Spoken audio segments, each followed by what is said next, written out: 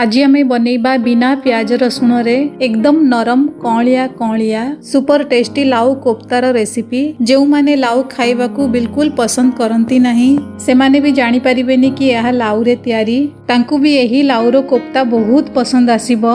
तेबे चलंतु आरंभ करिबा आजिर स्वादिष्ट लाउ कोफ्तार रेसिपी। लाउ कोफ्ता बनाया पय मु एठारे 400 ग्राम रो गोटे मीडियम साइज रो लाउ नेइछि। जरूरी पॉइंट मने रखिबे लाउर कोफ्ता बनाया पय आपण ताजा फ्रेश मीडियम साइज रो लाउ नेबे। एथिरे कोफ्ता बहुत बढ़िया टेस्टी होई थाए। प्रथमे लाउर आग पछ मुंडी को काटी लाउ को मझिरु एभली फाळ करी काटी नेइछि जहा फल रे लाउर चोपा छड़ेबा एवं कद्दुकस करिबा सहज हेबो। एठारे मु लाउर चोपा बाहर करी लाउ को धोई नेइछि। एबे आमे लाउ को मीडियम होल थिबा ग्रेटर रे एभली भाबे कद्दुकस करि नबा। छोटो होल किंबा बेसी बड़ो होल रे कद्दुकस करिबेनी। ट्राई करिबे मीडियम होल थिबा ग्रेटर रे लाउ को कद्दुकस करिबा पई। एथिरे लाउर लच्छा गुडी को बहुत बढ़िया बाहरी थाए। एठारे लाउ को मु कद्दुकस करि नेइछि। एबे कद्दुकस करि रखिथिबा लाउ को गोटे सफा सूती कनारे रखी लाउर लच्छा गुडी को एभली भल भाबरे चिपुडी करी लाउ रे थिबा एक्स्ट्रा पानी सब बाहर कर नबा। एही लाउर पानी को आमे ग्रेवी रे यूज करिबा। एबे आमे चिपुडी की रखिथिबा लाउ को गोटे मिक्सिंग बाउल रे दबा। मु एठारे 50 ग्राम पनीर को कद्दुकस करी लाउ रे ऐड करिछि। तापरे 4-5 टा काजू एवं 4-5 टा किशमिश को एभली छोट छोट काटी करी एथिरे ऐड करिछि। अल्प किछि कौलिया धनिया पत्र रो नाड़ को एभली छोट छोट काटी करी एथिरे ऐड करिछि। एहार टेस्ट एवं फ्लेवर कोफ्ता रे बहुत बढ़िया आसी थाए। गोटे इंच रो अदा को कद्दुकस करी एथिरे पकेइछि।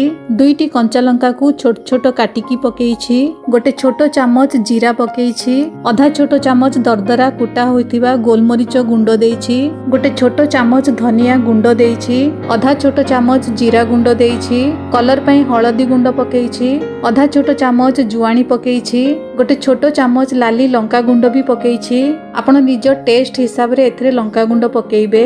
एबे मु एथिरे 3 बड़ चामच बेसन पकेइछि। मने रखिबे अधिका बेसन बिल्कुल पकेइबेनी। बाइंडिंग पई आवश्यकता अनुसार बेसन पकेइबे नहले कोफ्ता रे बेसन रही टेस्ट आसीबो एवं कोफ्ता गुडी को नरम भी हेबो नाही। चेष्टा करिवे लाउ बेसी एवं बेसन कम नेबा पई। सबु को भलो भाबे मिक्स करि सारिबा परे मु एथिरे आउ गोटे चामच बेसन पकेइछि।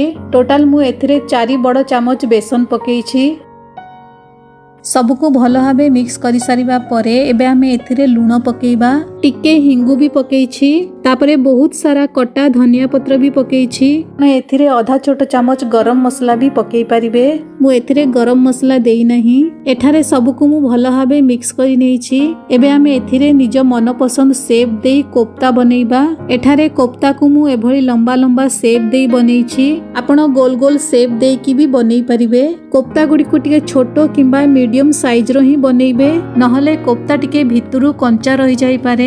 एठारे कोफ्ता गुडी को मु तयारी करि नेइछि। आपण चाहिले एही कोफ्ता गुडी को आपे पैन रे अल्प किछि तेल देई भी भाजी परिबे किंबा एयर फ्राई भी करि परिबे। एठी कोफ्ता को मु डीप फ्राई करिबी। सबुठो जरूरी पॉइंट बढ़िया कोफ्ता फ्राई करिबा पई मीडियम फ्लेम रे ही आमे कोफ्ता को फ्राई करिबा। एठारे तेल मीडियम गरम अछि। कोफ्ता को तेल रे पकेई 1 ରୁ 1.5 मिनिट पर्यंत कोफ्ता को बिल्कुल टच करिबानी। कोफ्ता तेल रे टिके सेट होई गला परे गैस रो फ्लेम को लो मीडियम करी कोफ्ता को उल्टो पाल्टो करी बढ़िया गोल्डन ब्राउन कलर आसीबा पर्यंत फ्राई करि नबा। आपण एठारे देखि पारुथुबे कोफ्ता रे केते बढ़िया कलर आसीछि। एठारे कोफ्ता भलो भाबे फ्राई होई जाईछि। भितरु कोफ्ता बहुत भलो भाबे सिझी जाईछि। एठारे मु 2 बैच करी सब कोफ्ता गुडी को छाणी नेइछि। आपण एही कोफ्ता गुडी को चा सहित भी एन्जॉय करि परिबे। मु 2 बैच रे सब कोफ्ता गुडी को छाणी नेइछि। कोफ्ता गुडी को बहुत बढ़िया नरम सॉफ्ट होईछि। एठारे गोटे कोफ्ता आपण को भांगी की देखौछि। कोफ्तार ग्रेवी बनाया पई मु एठारे गैस ऑन करी मीडियम फ्लेम रे गोटे पैन रे गोटे छोटो चामच तेल पकेइछि। तेल गरम होला परे एथिरे गोटे इंच दालचीनी पकेइछि। 2टी सुखिला लाली लंका पकेइछि। 4-5टी लवंग एवं 4-5टी छोटो अलैच पकेइछि। 2टी तेजपत्र पकेइछि। गोटे चामच जीरा भी पकेइबा। सबु गोटा मसला को गोळेई लो फ्लेम रे किछि सेकंड भाजी नबा। अल्प किछि हिंगु पकेइछि। गोटे कंचा लंका को एभली काटिकी पकेइछि। 2-3 खंड अदा भी पकेइछि। 10-12टी काजू भी पकेइछि। दुईटी मीडियम साइज रो लाल टमाटर को रफली काटिकी पकेइछि। लुण पकेइबा, किछटा हळदी गुंड भी पकेइछि, गोटे छोटो चामच लाली लंका गुंड पकेइछि। सबको मिक्स करी लो फ्लेम रे गोटे मिनिट पई भाजी नबा। गोटे मिनिट परे आधा ग्लास रो टिके कम पानी देई सबको भलो भाबे मिक्स करी तापरे कवर करी लो टू मीडियम फ्लेम रे 5 रु 6 मिनिट पर्यंत रांधिबा। 6 मिनिट परे एठारे आपण देखि पारुथुबे मसला सहित टमाटर भलो भाबे भाजी होई जाईछि। बासना बहुत बढ़िया आसुछि। एथिरु दालचीनी, तेजपत्र, लवंग, गोटा मसला आदि सब बाहर कर नबा। गोटा मसलार सबु फ्लेवर ग्रेवी रे आसी जाईछि। एबे हमें एहाकु भलो भाबे ठंडा करिबा। सेही समय भितरे एठारे मु गोटे गिनारे आधा छोटो चामच कश्मीरी लाली लंका गुंड नेइछि, गोटे चामच धनिया गुंड भी नेइछि। एथिरे अल्प किछि हळदी गुंड भी देइछि, आधा छोटो चामच चीनी भी देइछि।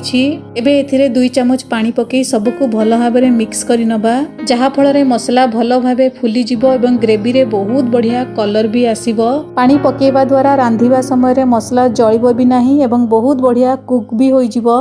एठारे टमाटर, मसला, काजू आदि भलो भाबे ठंडा होई जाईछि। एहाकु गोटे मिक्सर जार रे दबा। 2-3 खंड पनीर भी एथिरे ऐड करिछि। एबे हमें एही सबको चिकन करी ग्राइंड करि नबा। एठारे सबको चिकन करी ग्राइंड करि नेइछि। एबे गैस ऑन करी कड़ाई रे गोटे छोटो चामच तेल पकेइछि, गोटे छोटो चामच बटर भी देइछि।